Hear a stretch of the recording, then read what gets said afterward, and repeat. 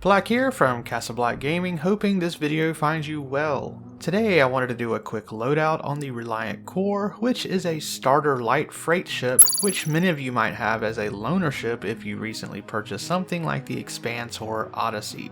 I personally like using the Kore as a quick runner ship or as a ship to get the ship I left on a planet after I died. It's also a very capable little cargo hauler, but be warned that it currently has some issues such as spawning with the wings in the flight ready stance, making it impossible to fly, and if you have a bed, do not bed log from it, as when you log back in, it can also appear in that same formation. I myself have not experienced that issue, and I've flown this little ship quite a bit the past month, but I wanted you to be made aware of that.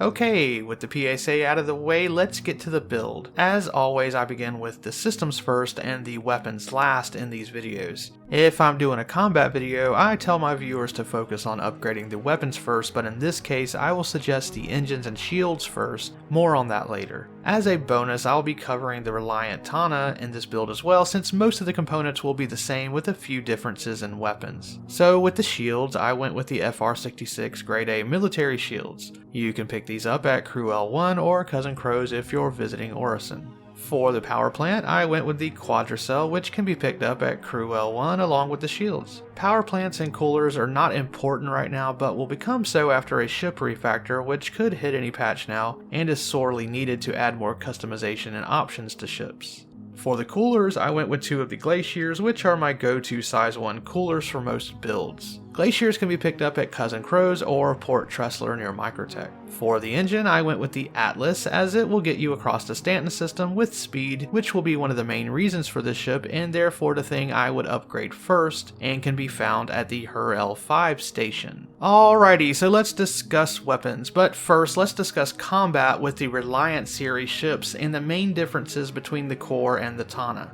Even though the Tana is listed as a light fighter, it's not in the same class as other light fighters such as the Gladius or Arrow. When I tried using the Kore for bounties, I was immediately cut to shreds, as you can see here. That damage happened within the first 30 seconds of combat, whereas I can take my arrow into that same scenario, which I did, get hit as much and not lose shield so fast. So if you're hoping to have an easy time with bounties with the Kore, and probably the Tana as well, I would not use this ship for doing bounties, as they are not in a great place for those. With that said, I do love flying the Kore and love the handling and wish it were in a better place. I'd honestly be happy with it as a scout ship for others, and as far as looks goes, I really dig the aesthetics.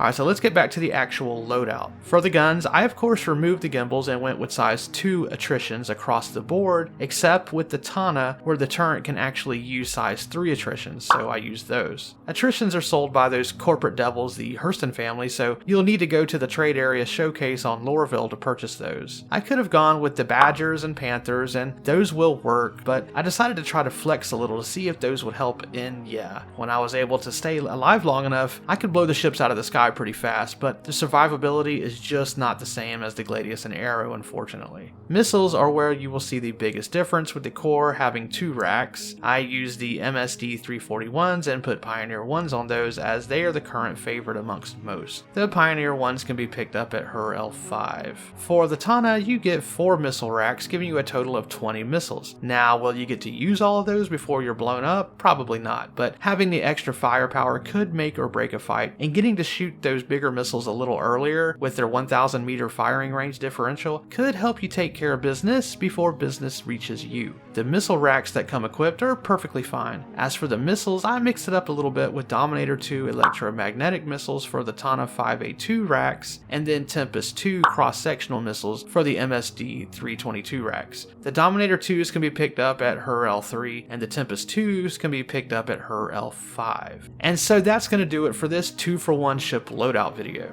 I truly hope the Reliant series gets a gold standard pass at some point and the functionality and options are further fleshed out, because like I said, I am a huge fan of the design and feel of the ship. I definitely get some major Star Wars bounty hunting vibes from it, and they are really fun to fly. As always, be kind to your fellow gamer, don't blow up mining ships on the landing pads, not cool man, not cool, and also stay positive citizens.